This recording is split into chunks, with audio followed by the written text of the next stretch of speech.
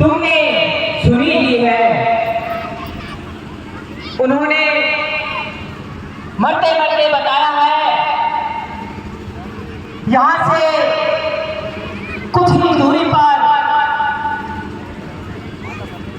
माता सबरी का स्थान है। वहां पर सीता का कुछ पता लग सकता है, इसलिए हे बेटा, हमें माता सबरी के आश्रम में चलना चाहिए। ठीक है भ्राता, चलिए।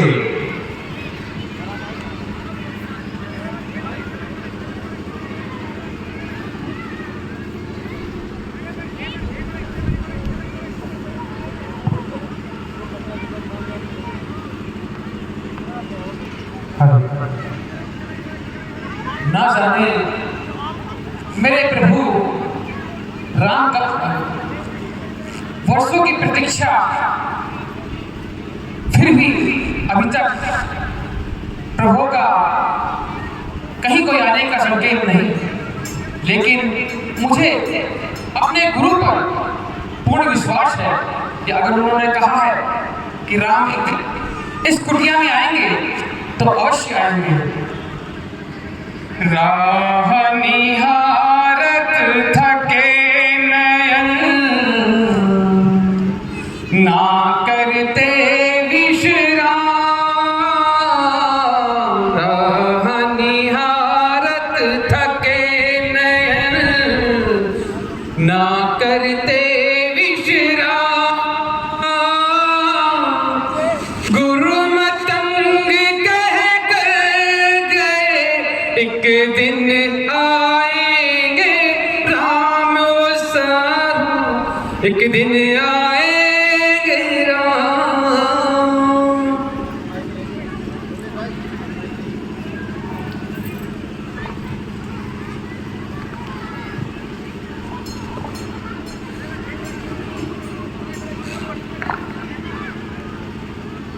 कब दर्शन दोगे, कब दर्शन दोगे राम परम हितकारी। कब दर्शन दोगे, कब दर्शन दोगे राम परम हितकारी। मेरी रास्ता देखत मेरी उम्र बीत गई सारी, रास्ता देखत मेरी उम्र बीत गई सारी। कब दर्शन दोगे, कब दर्शन दोगे दीन राम हितकारी। कब दर्शन दोगे दीन राम हितकारी। रास्ता देखत मेरी उम्र बीत गई सारी, रास्ता देखत मेरी उम्र बीत गई सारी। कब दर्शन दोगे, कोई काटा कहीं प्रभु को चुभने न पाए,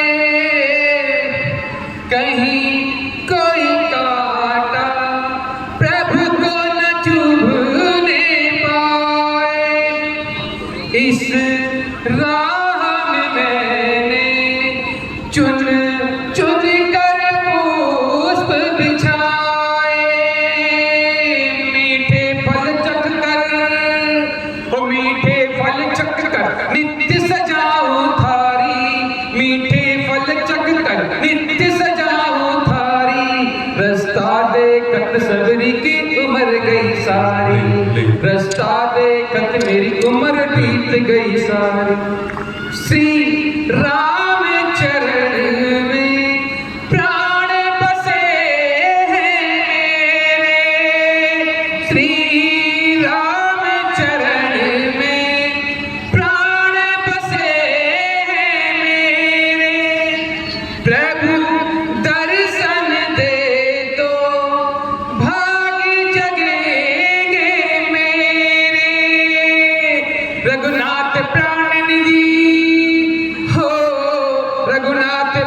निधि पर जीवन बलिहारी, रघुनाथ प्राण निधि पर जीवन बलिहारी।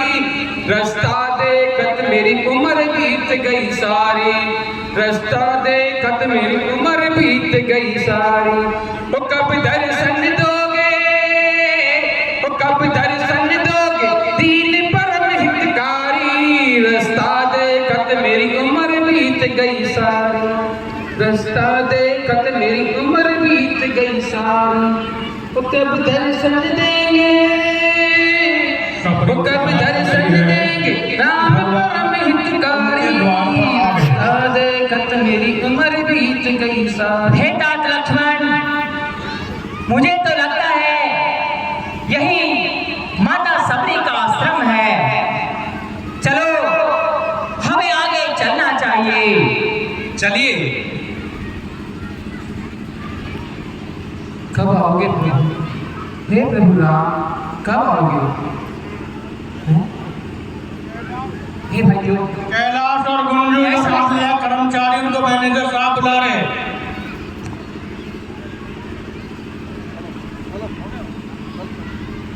हे प्रभु, मैं आपसे निवेदन करती हूँ आगे ना बढ़िए, अपने कदमों को वहीं रोक लीजिए। इस रास्ते पर मैंने मेरे प्रभु श्री राम के लिए फूल बिछाए हैं। आप नित्य प्रतिदिन आकर मेरे इन फूलों को फैलाकर बिखेर देते हैं, रोजाना ऐसा करते हैं। मैं आपसे फिर से निवेदन करती हूँ, कृपया आप आगे ना बढ़िए, मेरे इस प्रेम को प्रेम के रूप में ही बना रहने दीजिए। हे माते, जरा अपना मस्तक उठाकर देखो तो सही, मैं वही राम हूँ जिसकी आप बहुत दिनों से प्रतीक्षा कर रही हो।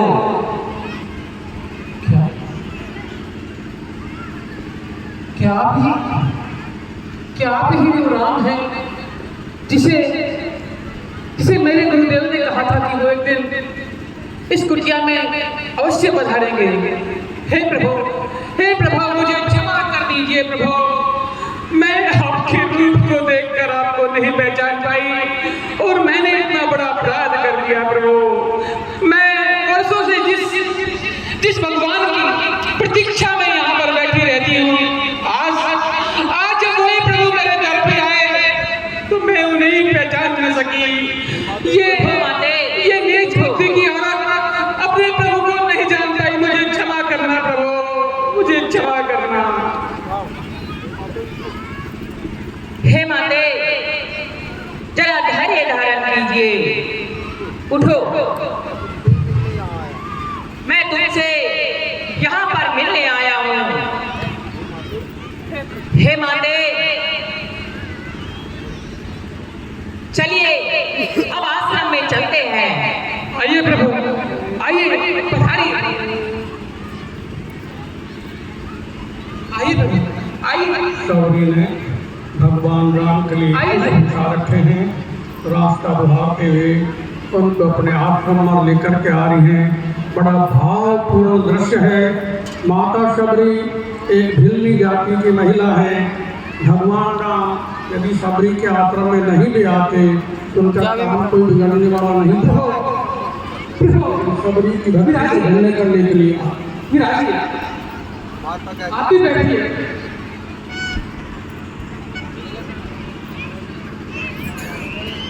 हे प्रभु, मैं निकृष्ट और नीच जाति की भीली नहीं जानती कि अपने प्रभु का मैं कैसे स्वागत करूं, कैसे सेवा करूं। बस मुझे तो आपका दर्शन करने के बाद भी कुछ नहीं सूझ रहा है। मैं हड़बड़ा रही हूँ प्रभु, समझ नहीं पा रही मैं क्या कहूँ और क्या नहीं कहूँ। देखिए पापा जी। हे माते, आप जो भी कर रहे हैं वह प्रेम की पराकाष्ठा है। इससे अधिक कोई मुझे प्रेम नहीं दे सकता।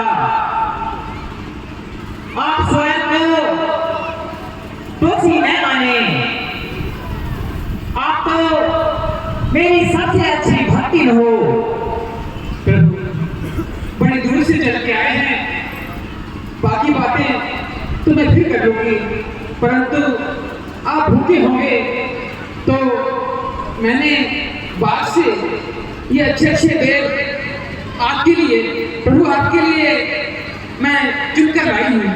और प्रभु मैंने हर बेल को चख कर देखा है कि कहीं ये बेल खट्टा तो नहीं। मैंने सिर्फ मीठे बेल ही आपके लिए रखे हैं। लो प्रभु खाइए।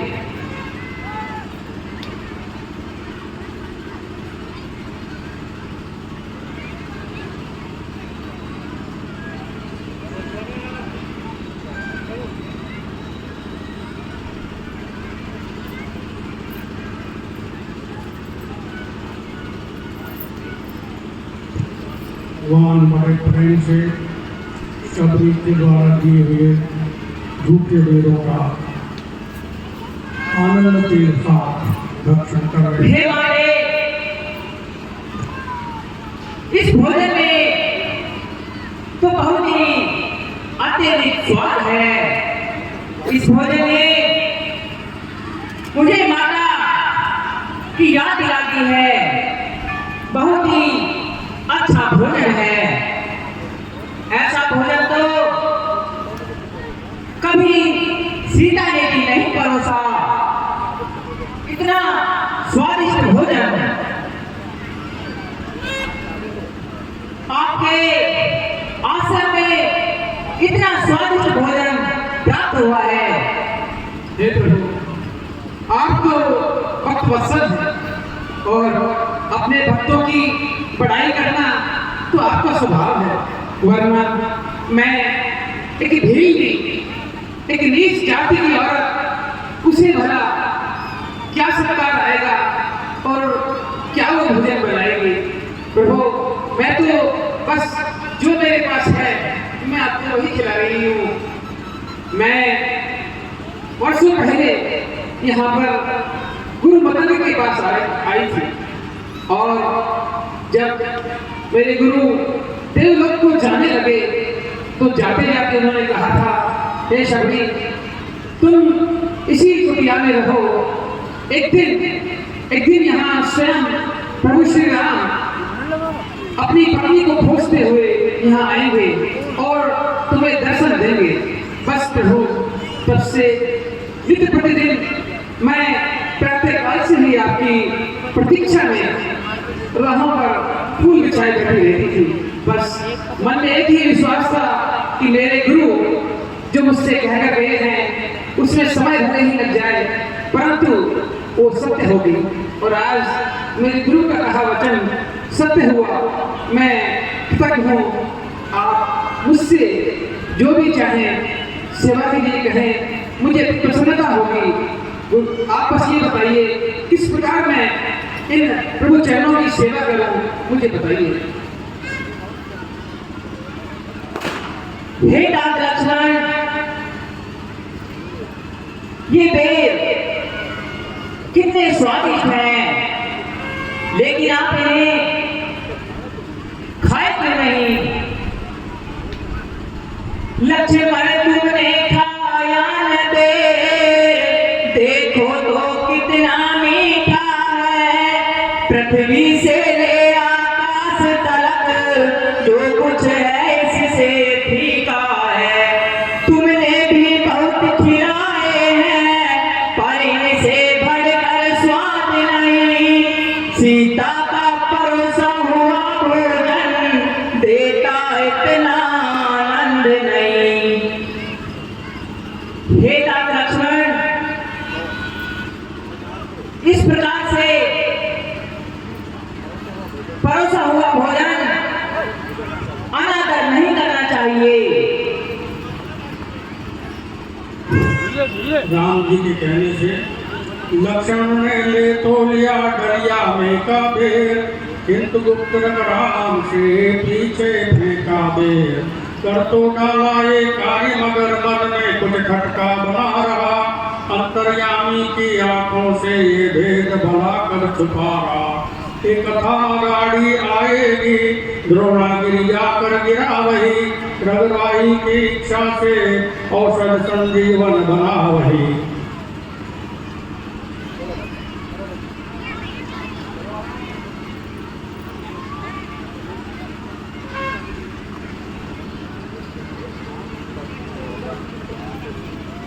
हे प्रभु, मैं थोड़ा बहुत ही जानती हूँ, परंतु यदि आप बताएं कि किस प्रयोजन से आपका इस वन में आना हुआ, क्योंकि आप तो राजकुमार हैं और अपने महलों को छोड़कर बिना कारण कोई वनों में नहीं घूमता।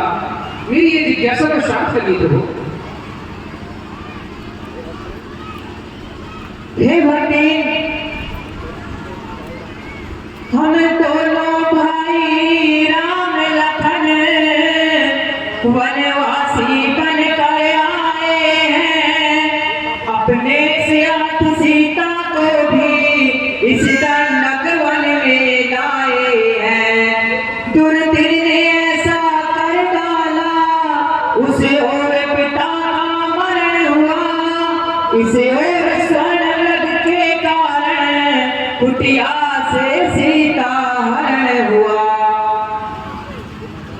हे माता,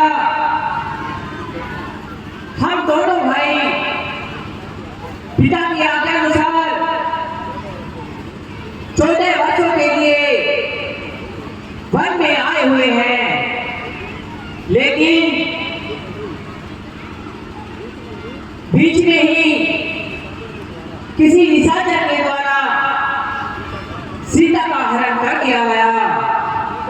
बस उन्हीं को खोजते खोजते आपके आश्रम में आ पहुंचे। हे भक्ति, यदि सीता के विषय में कुछ जानकारी हो तो हमें बताइए। आप तो स्वयं विष्णु के अवतार अंतर्यामी हैं, परंतु फिर भी अपने इस ढीली भक्ति का मान बढ़ा रहे हैं और मान बढ़ाकर कुछ जानना ही चाहते हैं, तो मैं अवश्य बताऊंगी। गुरु मतंग ने मुझे कहा था कि श्री राम जब तुम्हें दर्शन देने आएंगे तो तुमसे सीता के विषय में अवश्य पूछेंगे और तब तुम उनको आगे की राह बताना। मैं अनभिज्ञ मैं बावली, क्या बतलाऊं फिर भी पूछे आप तो सुनिए उपाय, सुनिए उपाय। आगे है ऋषिमुख पर्वत, सुग्रीव वहाँ पर रहता है। अपने भाई के कारण वो अत्यंत कष्ट नित सहता है।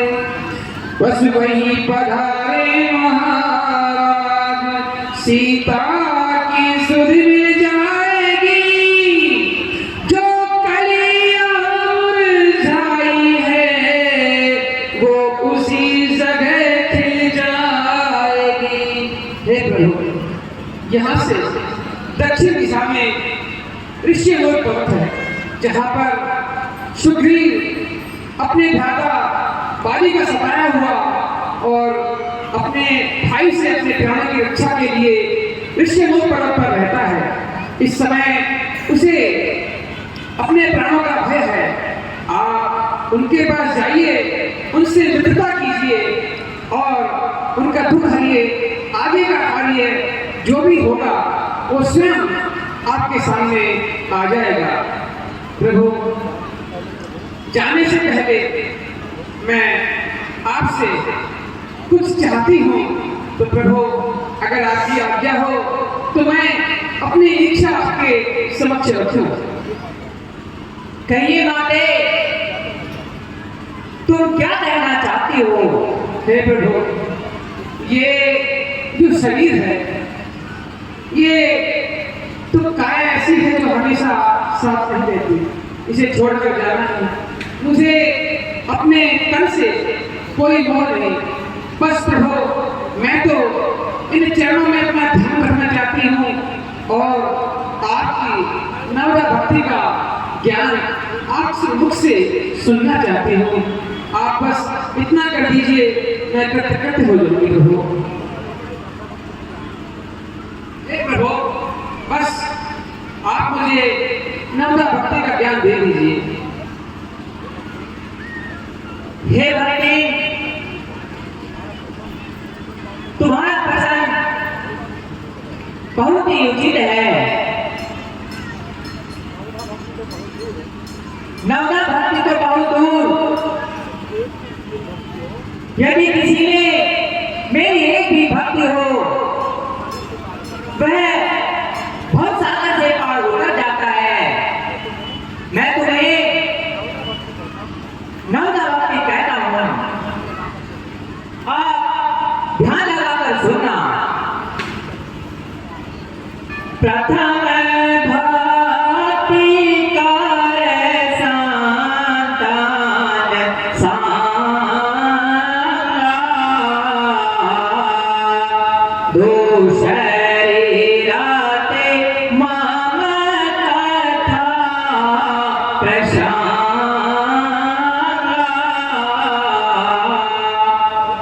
हे भक्ति, मेरी भक्ति, पहली भक्ति संत की संगति से होती है। दूसरी भक्ति मेरे गुणों का गुणगान करने से होती है। तीसरी भक्ति अभिमान रहित अहंकार छोड़ करके गुरु के चरण कमलों की सेवा करने से होती है। चौथी भक्ति कपट त्याग कर मेरे गुण समूह का ज्ञान करने से होती है।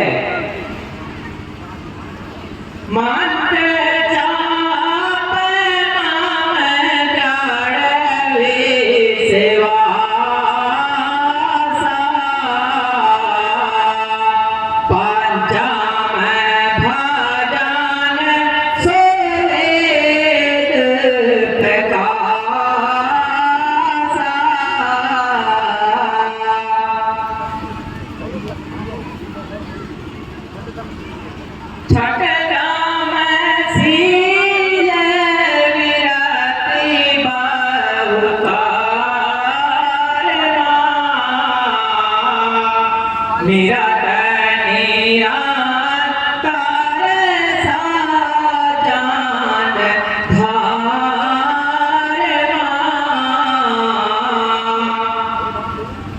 हे भक्ति, मुझमें दृढ़ विश्वास करके मंत्र का जाप और भजन करे। और पांचवी भक्ति यही है जो वेदों में प्रकाशित है। इंद्रियों को रोकना, बहुत से कर्मों से विरक्त, सज्जनों के धर्म में प्रीति लगाना, यह छठी भक्ति है। और सातवीं भक्ति संसार को राम में देखे, संत मुझसे अधिक समझे, यह सातवीं भक्ति है। आठवीं भक्ति जो मिल जाए उसी में संतोष करे, स्वप्न में भी पराये दोषों को भी नहीं देखे, यह मेरी आठवीं भक्ति है। और नवीं भक्ति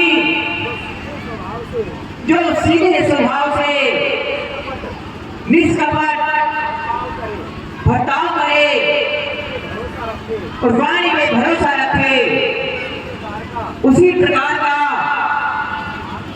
आनंद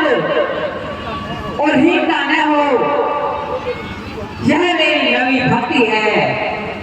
हे भक्ति, इनमें से किसी के पास एक भी भक्ति हो वो भव सागर से पार उतरता है, लेकिन आपके पास में तो लोग भक्ति है, इससे बड़ा कोई साधक नहीं है। हे प्रभु, आज आपने अपने इस साधारण भक्त को नवभाग्य देकर अमर कर दिया। बस प्रभु, आज जो भी मेरी इच्छाएं थी सब आपके कारण पूर्ण हो गई। अब प्रभु मुझे आज्ञा दीजिए, मैं क्या करूं?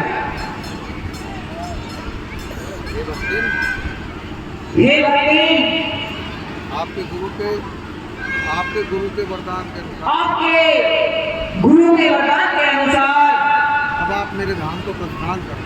अब आप मेरे धाम को प्रस्थान कीजिए। और हम आपके बताए हुए रास्ते पर ऋषिमुख पर्वत की ओर जाते हैं। ऋषिमुख पर्वत की ओर जाते हैं।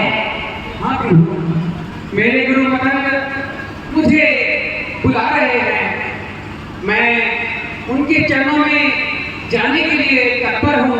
वो प्रतीक्षा कर रहे हैं। प्रभु, मैं आपकी छवि अपने आंखों में बसाकर अपने गुरु के चरणों में जा रहे हैं। प्रभु, राम राम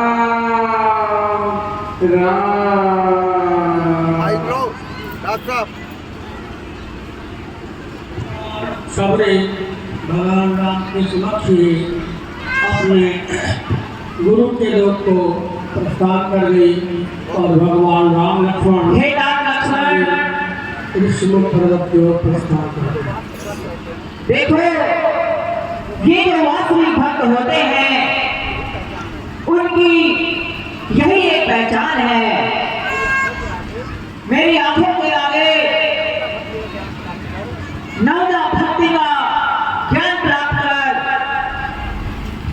अपने प्राणों का त्याग कर दिया, अपने देह को समा गई। हे भ्राता, यही सच्ची भक्ति है। बेटा, अब हमें माता सावित्री के द्वारा बताए गए ऋषिमुख पर्वत की ओर चलना चाहिए। वहीं पर सीता के बारे में कुछ पता लग सकता है। और आगे करो, और आगे। ठीक है भ्राता, चलिए। भक्त